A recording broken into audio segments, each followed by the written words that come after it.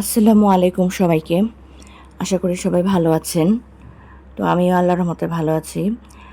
আর আজকে সকালবেলায় আমার কিন্তু ঘুম থেকে উঠতে একদম ইচ্ছে করছিল না। কারণ কালকে প্রচণ্ড ধকল গিয়েছে, রাত্রে ঘুমাতে ঘুমাতে দেরি হয়ে গিয়েছে। তো সেজন্য আজকে ঘুম থেকে উঠতে গিয়ে আমার বেশ সমস্যা হয়ে গিয়েছিল। তবু হাজব্যান্ড তো অফিসে যাবে, উঠতেই হবে। তো এটা এক চুলায় ভাত বসিয়ে দিয়েছি। মাঝের ছোট্ট চুলাটায় ছোট্ট একটা বাটি বের করে তরকারি জাল করে নিচ্ছিলাম। আর করে নিচ্ছিলাম ভাত ভুনা, গতকালকের বেঁচে যাওয়া ভাত দিয়ে।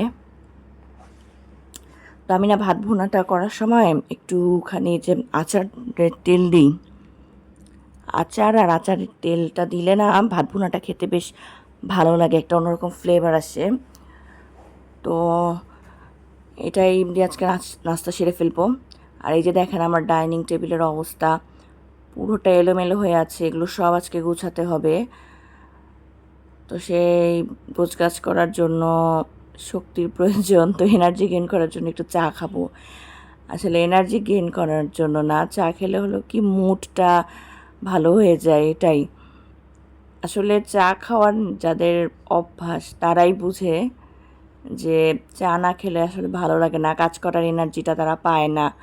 আমার তো এরকম হয় সবসময়ই, সকালে উঠে চা না খেলে মানে মনে হবে যেন শুধুই মাথা ব্যথা করছে, এরকম একটা অবস্থা।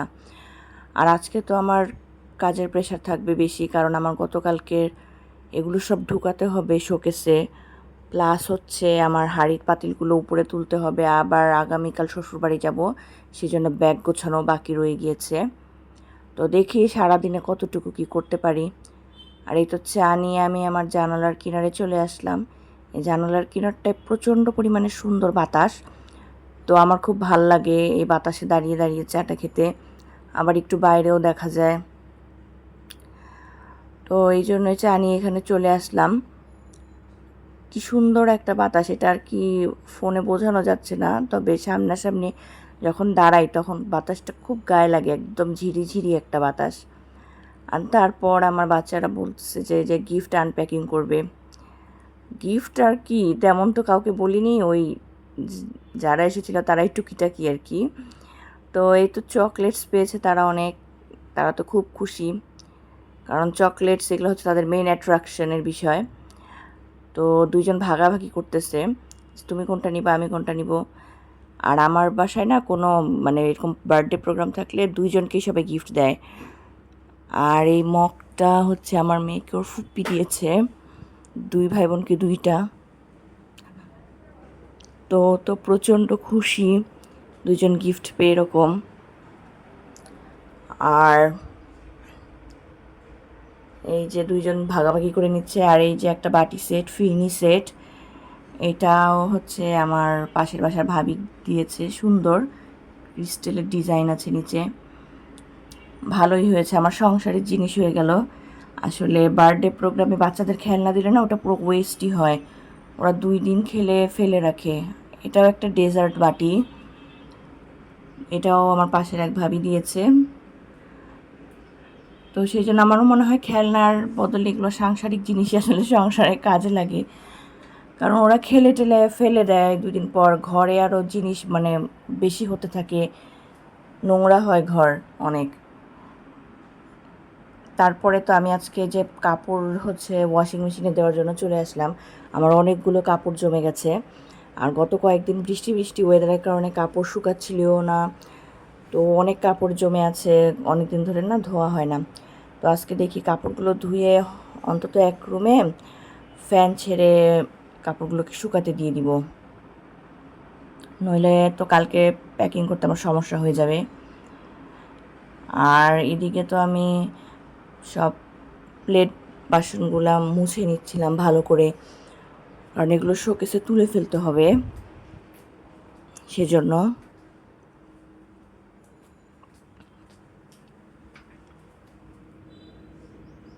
আসলে একটা প্রোগ্রাম শেষ হলে না, মানে প্রোগ্রাম শেষ হওয়ার পরে এই যে কিছু বাড়তি কাজ থেকে যায়, এগুলোর জন্য অনেক সময় লাগে।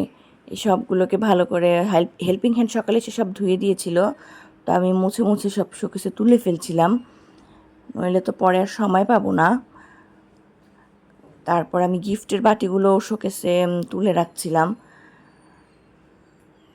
কারণ প্যাকেটগুলো খালি করে ফেলবো। আর এই তো এটা গুছিয়ে নিলাম। শোকেসের অবস্থা তো এমন হয়েছে, মানে কোনো জায়গা নেই শোকেসের ভিতর, পুরো জায়গা খুঁজে খুঁজে আমাকে এখন বের করতে হচ্ছে, এরকম একটা অবস্থা। তো এই তো জায়গা একটু খালি করে তারপর এগুলো ঢুকাচ্ছিলাম। আর তারপরে গাছগুলোতে আজকে একটু পানি দিতে হবে, কারণ আজকে কিন্তু মনে হচ্ছে না বৃষ্টি হবে। ওয়েদার হচ্ছে একটু ভ্যাপসা গরমের মতন, তো গাছে পানি না দিলে ওরা দেখা যাবে মরা মরা হয়ে গেছে। আর বিশেষ করে আমার ফুল গাছগুলো পানি একটু কম পড়লেই কিন্তু ওরা মানে মারা যায়। ফুল গাছগুলোর বেশি টেক কেয়ার করতে হয় সব সময়।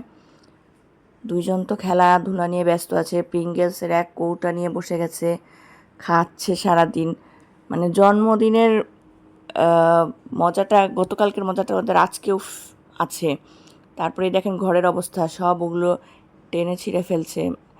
বলেছিলাম না, বাচ্চা নিয়ে ঘর গোছানো খুব ঝামেলা। তবু আমি কিছু বলি না, যেহেতু এটাই ওদের খেলার সময়, একটা সময় আসবে হয়তো ওরা ওইভাবে আর খেলবে না, তো খেলুক এখন। আর আজকে না আমি শাওয়ারের সময় নিজের একটু প্যাম্পারিং করব, তো আমি একটু মাথায় নারিকেল তেল দিব। তেল দেওয়ার পর 1-1.5 ঘন্টা মাথায় রেখে দিব, তারপরে শ্যাম্পু করে নিব। আর তারপরে আমি একটু কন্ডিশনার দিব। কন্ডিশনারটা আমি আজকে একটু ঠিক করেই অ্যাপ্লাই করবো, এতে না চুল অনেকটাই সফট হয় কন্ডিশনারটা একটু দিলে। আমি হেয়ার প্যাক লাগানোর টাইম পাই না আসলে, হেয়ার প্যাকে যেন লাগানোই হয় না আমার তেমন। আর শাওয়ার জেল নিয়েছি। আর তারপরে তো আমি শাওয়ার শেষে একটু স্কিন কেয়ার করব। প্রথমে আমি ফেস ওয়াশ দিয়ে ফেসটা ক্লিন করে নিব। আমি সবসময় পন্ডসের ফেস ওয়াশটাই বেশি ব্যবহার করি। আর আমার স্কিনটা একটু অয়েলি, তাই এই অয়েল কন্ট্রোল ফেস ওয়াশটা আমার মুখে বেশ স্যুট করে। পিম্পলের প্রবলেমটাও কমে যায় একটু আমার। তারপর আমি স্ক্রাবিং করে নিব। এটা কিন্তু মাইল্ড স্ক্রাবার, খুব যে স্ট্রং স্ক্রাবার সেটা না, তবে আমার এটা ভালোই লাগে। তবে আমি স্ক্রাবারটা চেঞ্জ করব ভাবতেছি, আমি একটা স্ট্রং স্ক্রাবার নিব, ভবিষ্যতে কিনবো হয়তো কিছুদিনের মধ্যেই। তারপর আমি একটু জেলটা দিয়ে স্কিনটা ম্যাসাজ করে নিব 5-6 মিনিট। তারপর একটু স্টিম নিয়ে নিব, স্টিম নিলে ময়লাগুলো বের হয়ে আসবে মুখের। আর সবশেষে আমি এই ফেস প্যাকটা লাগাবো। এটা লাভসের একটা face pack, caffeine face mask. এটার মধ্যে না শিয়া বাটার আছে, কফি আছে, তো দিলে স্কিনটা বেশ ময়েশ্চার্ড হয়, সফট লাগে। এই যে এটার টেক্সচারটা এরকম। তো আমি এটা এখন মুখে অ্যাপ্লাই করে নিব। অ্যাপ্লাই করে 5-10-15 মিনিটের মতো রাখবো আর কি।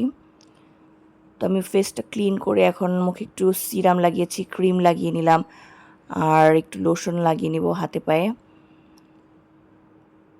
তারপর একটু লিপ বাম নিয়ে নিব। বাস, এতে করে মাইন্ডটা অনেকখানি ফ্রেশ হয়ে গেল। স্কিনের কি হলো জানি না, তবে মুডটা একদম লিফট হয়ে যায়।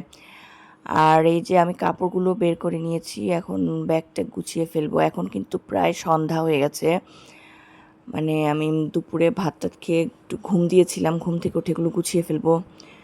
তারপর সন্ধ্যায় বাচ্চাদেরকে কেক দিলাম, যে কেক খাও আজকে। আর এদিকে আম মাখা হাজব্যান্ডের জন্য করে রাখলাম। এটা কিন্তু আমাদের গ্রামের আম। এই আমগুলো না না মাখালে খাওয়া যায় না, প্রচুর আঁশ থাকে, তাই একটু কাসন্দ চিনি মরিচ দিয়ে মাখালে ভালো লাগে। হাজব্যান্ড অফিস থেকে আসার সময় বাচ্চাদের জন্য একটু গেঞ্জি কিনে নিয়ে এসেছিল বাসায় পরার। আমি অনেক দিন ধরে বলছিলাম যে হলো ঈদ করতে যাব, ওদের বাসায় পরার 2-1 গেঞ্জি কিনে আনো, কারণ বাচ্চাদের কাপড় না প্রচুর নোংরা করে, আর দেখা যায় একটু পরপরই চেঞ্জ করতে হয়। তো এই তো ছেলের জন্য 3টা গেঞ্জি নিয়ে এসেছে, মেয়ের জন্য 2টা ফ্রক। ফ্রক মানে গেঞ্জি টাইপের ফ্রক আর কি।